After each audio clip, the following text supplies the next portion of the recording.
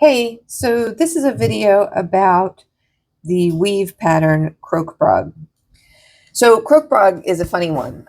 It looks complex and there are millions of variations that can be made with it, but it is built from a simple repeating structure. And that structure is a single row. You weave a single row with a pattern of colors within that row, and then you stack up those rows to make a bigger patterned weaving. So you are building this bigger pattern out of individual patterned rows. Your single row is like the building block. That's what you start with. So let's look at how you make that building block, how you make the single patterned row. To make a row that has a pattern of colors inside it, you use 3 sheds, 1, 2, and 3. The 3 sheds actually pull apart the row into different combinations of warp threads, which allows different colors to show through, right? In different patterns. So you weave your 3 sheds with a different color in each shed. And then when you beat it down, those colors get all flattened down together into one row that has a pattern of colors in it. It's kind of like the video game Tetris, for all you folks who used to play that. So when you stack up those multicolored rows, a bigger pattern starts to form. Okay, so the pattern bar, Krokbragd pattern bar that makes the 3 sheds is like a little pattern forming machine. It makes these little units, right, which are the rows. So how do we use this pattern forming machine to build the pattern that we want? So each of these sheds produces a different pattern of dots, right, made out of your yarn that shows through. And then when you add all those up, they produce one row with colored dots that produces a pattern. It's like we're building it out of pixels. If you put a color in shed 1, it will appear in these spaces, because in shed 1, every 4th warp thread is lowered, starting at the left-hand side here. And so when the warp thread is lowered, that's where we see the yarn, the color of the yarn. Okay, in shed 2 has every other thread lowered. So we're going to see the yarn through those spaces twice as often as the other row, because it has twice as many lowered. And then shed 3 is like shed 1. It also has every 4th warp thread lowered, but it's shifted over 2.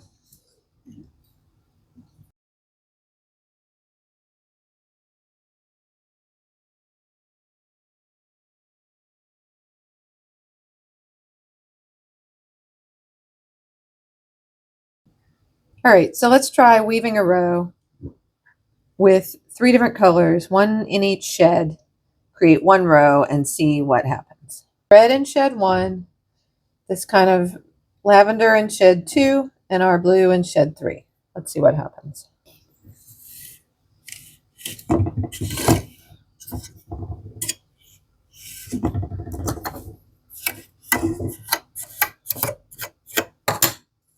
Okay, that's shed 1. And you can see that it's popping up every 4th warp thread. All right, we're going to switch it to shed 2. I'm going to use my purple. I'm remembering to use my floating salvage. All right, because shed 2 is almost like a plain weave in that it lifts up every other one, you're going to see more of whatever color is in shed 2. You're going to see twice as much of whatever color is in shed 2. So you can remember 2 twice as much. Let's go to shed 3 with the blue.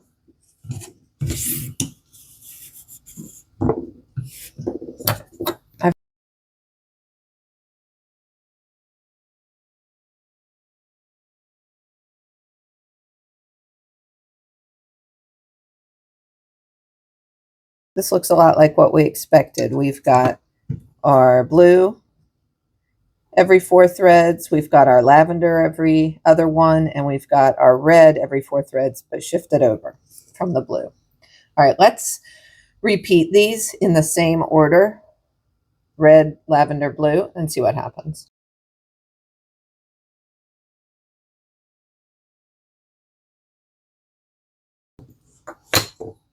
So what I see starting to happen is, can you hear the guinea pigs? I'm out in the shed and we've got guinea pigs, my daughter's guinea pigs, is vertical stripes are starting to happen when I repeat the sheds with the same colors.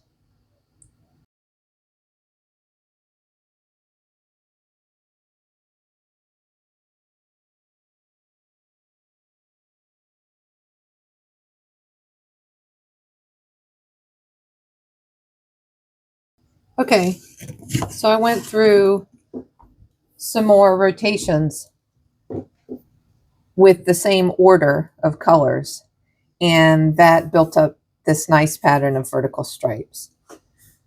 So that brings me to the next point about the Krokbragd pattern bar. So the Krokbragd pattern bar is just rotated forward in order. 1, 2, 3, 1, 2, 3. You don't reverse it. You don't skip around. You just rotate forward in order 1, 2, 3. And that means that the way, because the weave is always the same, the way the pattern is created is by changing up your colors.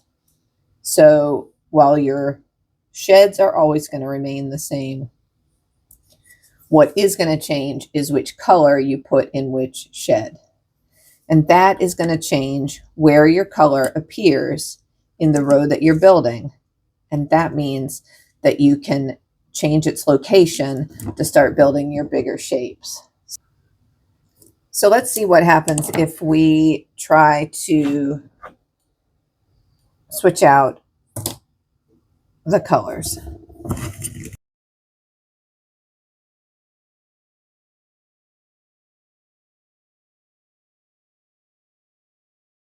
So I'm going to start with lavender in shed 1.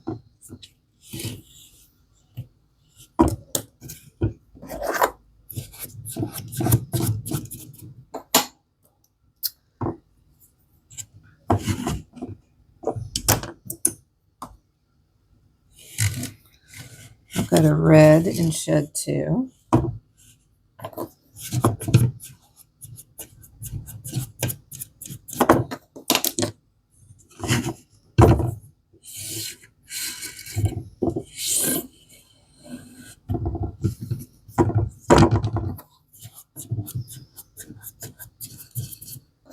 And blue in shed 3. Let me go through that same order one more time and show you what it's starting to look like. Okay, that's kind of cool. Let's look. Oops. You can see that the lavender, with Krokbragd, you have to beat it down pretty good. You can see that the lavender kind of makes a little arch and then starts to make a little stack out the top. And then the other ones fall in as the vertical lines.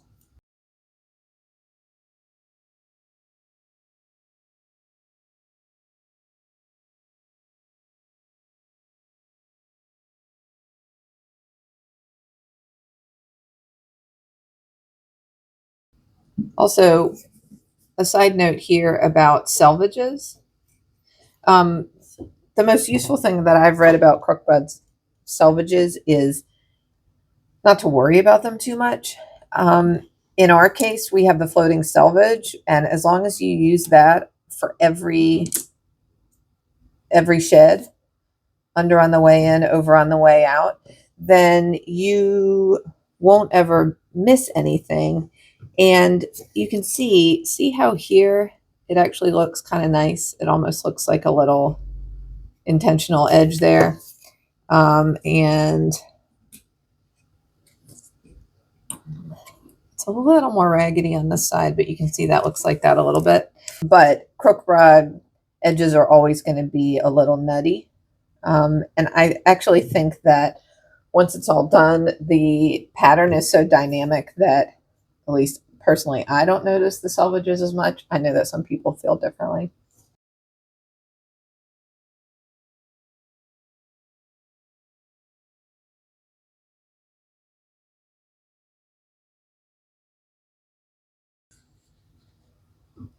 Down here, I was varying the colors through the sheds, not the sheds. The sheds stayed the same, but I was switching the colors around so that different colors popped out in different places in the row, and therefore when they were stacked up, they started to make this zigzag pattern here.